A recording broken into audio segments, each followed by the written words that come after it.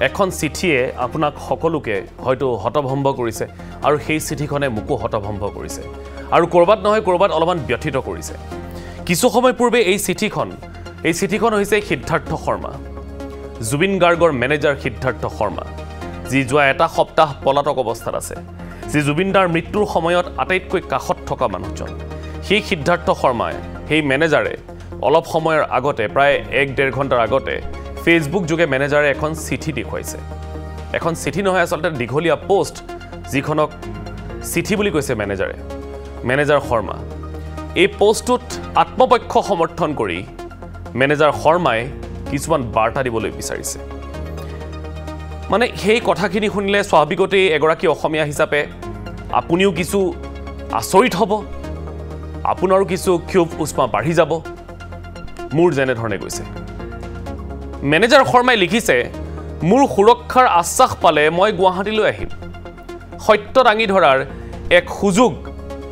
পোৱাৰ লগে লগে মই গুৱাহাটীলৈ আহিম উৰা বাতৰি গালি গালাজত মই স্তম্ভিত হৈছো আৰু দুখিত হৈছো মেনেজাৰ শৰ্মাই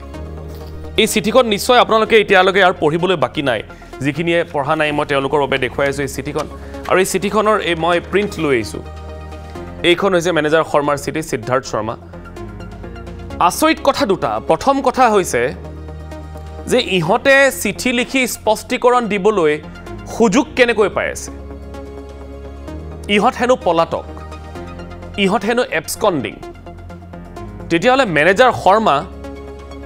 শ্যামকানু মহন্ত আৰু অন্য যিসকল অভিযুক্ত বা তাত থকা বুলি অভিযোগ উত্থাপিত হৈছিল ইহঁতে কেনেকৈ পাই আছে আনখন স্ক্ৰিনত মোক এবাৰ চিঠিখন দিয়ক ইহঁতে কেনেকৈ পাই আছে সুযোগটো কি কাৰণে এওঁলোকৰ এতিয়ালৈকে লোকেশনটো ট্ৰেচ কৰিব পৰা হোৱা নাই এই চিঠিখনে বহুত প্ৰশ্ন উদঙাইছে আৰু এই চিঠিখন মেনেজাৰ সিদ্ধাৰ্থ শৰ্মাৰ শ্যামকানু মহন্তৰ কালিৰ পোষ্টটো এই কেইটা বিষয় আসলতে এয়া এটা চিঠি বা এটা স্পষ্টীকৰণ নহয় এয়া হৈছে ন্যায় বিচাৰি থকা প্ৰত্যেকজন অসমীয়াৰ গালত এটা স্বৰ এয়া হৈছে তদন্ত কৰি থকা বিষয়াসকলৰ গালত এটা প্ৰচণ্ড স্বৰ কাৰণ আমাৰ বিষয়াসকলে খালি ঘৰত গৈ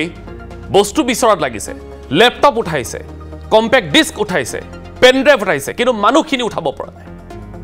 কি বিচাৰিছে তালৈ গৈ জুবিন গাৰ্গক কেনেকৈ হত্যা কৰা হ'ব তাৰ পৰিকল্পনা এওঁলোকে কি ঘৰত কৰিছিল এওঁলোকক এতিয়ালৈকে বিচাৰি ল'ব পৰা নাই বৰ ব্যথিত হৈছো আৰু এই চিঠিখন দেখি কেইটামান কথা মই বৰ আচৰিত হৈছো প্ৰথম কথা সিদ্ধাৰ্থ শৰ্মাই অসমীয়া ভালকৈ ক'বই নাজানে লিখাটো দূৰ কিন্তু এই চিঠিখন মেনেজাৰ সিদ্ধাৰ্থই অসমীয়াত লিখিছে আৰু শুদ্ধ অসমীয়াত লিখিছে ইমান শুদ্ধ অসমীয়া হয়তো আপোনাৰ মোৰ দৰে বহু অসমীয়া লিখিব নোৱাৰি তাৰ উদাহৰণ মই দেখুৱাবলৈ বিচাৰিছো এই শব্দকেইটা চাওক সচৰাচৰ আমি যেতিয়া নোৱাৰা বুলি কওঁ তেতিয়া আমি অসমীয়ায়ো আনকি নোৱাৰা আৰু নোৱাৰাৰ মাজৰ পাৰ্থক্যটো নাজানো প্ৰকৃতাৰ্থত বাক্যত আমি যেতিয়া ব্যৱহাৰ কৰোঁ নিজৰ ক্ষেত্ৰত বাদ দি যেতিয়া আনৰ ক্ষেত্ৰত কওঁ তেতিয়া নোৱাৰা হয় সিদ্ধাৰ্থ শৰ্মাৰ এই শব্দকেইটা মন কৰক নোৱাৰাটো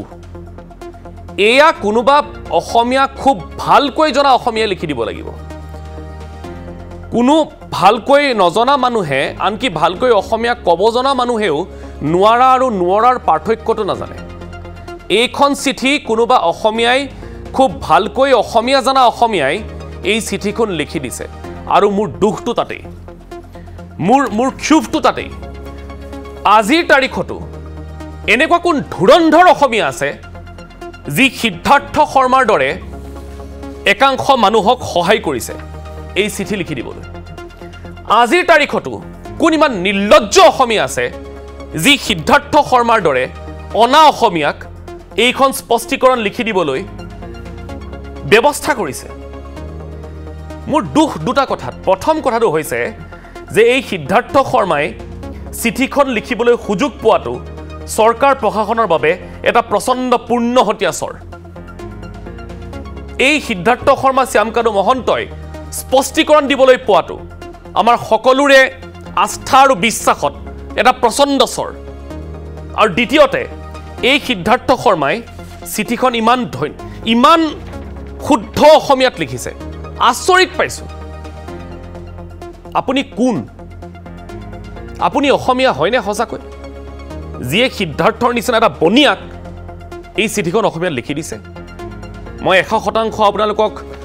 ডাঠি ক'ব পাৰোঁ এইখন কোনো গুগল ট্ৰেন্সলেটত লিখা চিঠি নহয় এইখন কোনোবাই অসমীয়াত লিখি দিছে সিদ্ধাৰ্থক এতিয়া আহোঁ প্ৰসংগলৈ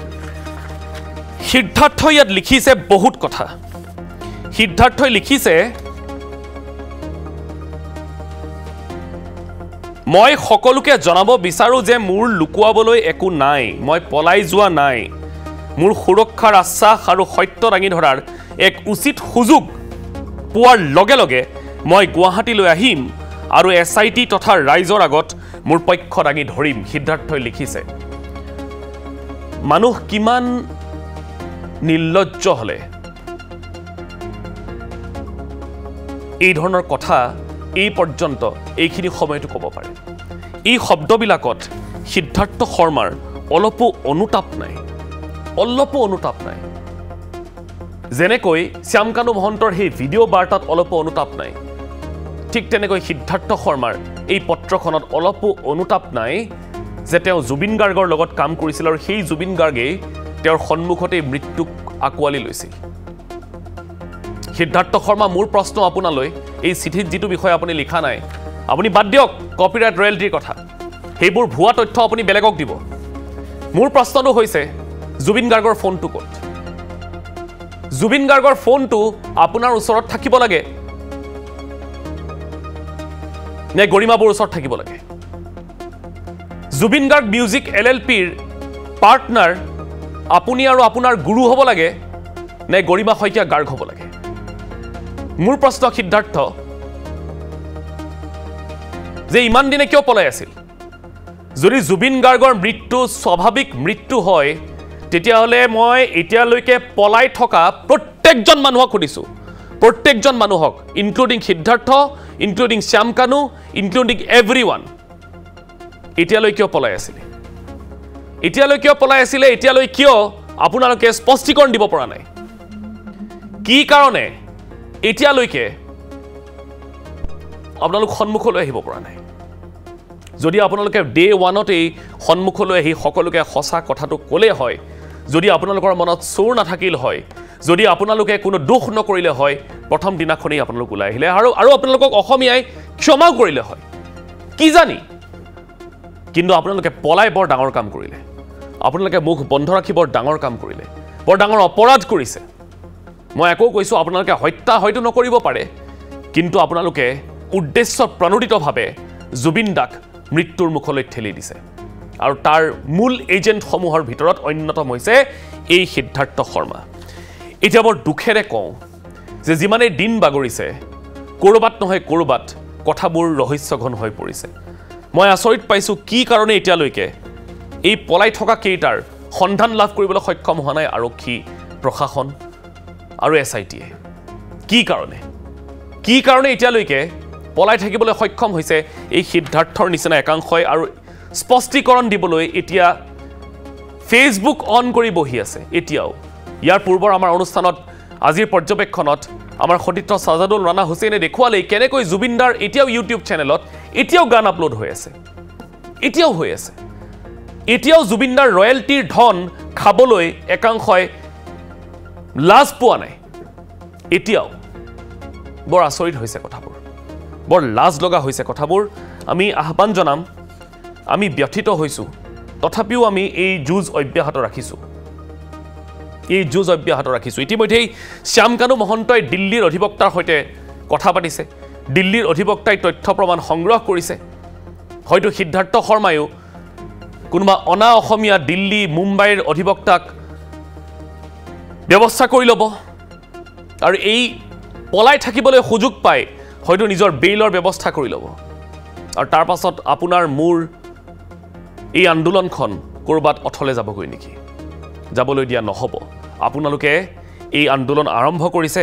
আমিও লগত আছোঁ এই আন্দোলন অব্যাহত থাকিব আৰু এই ধৰণৰ বেপৰুৱা কথাক লৈ কোনো তথ্য প্ৰমাণ দিবলৈ নাহিব সিদ্ধাৰ্থ শৰ্মা শ্যামকানু মহন্ত অন্যান্য যিসকল আছিল সৎ সাহসেৰে ৰাইজৰ সন্মুখীন হওক সেইটোৱে প্ৰত্যেকগৰাকী অসমীয়া বিচাৰে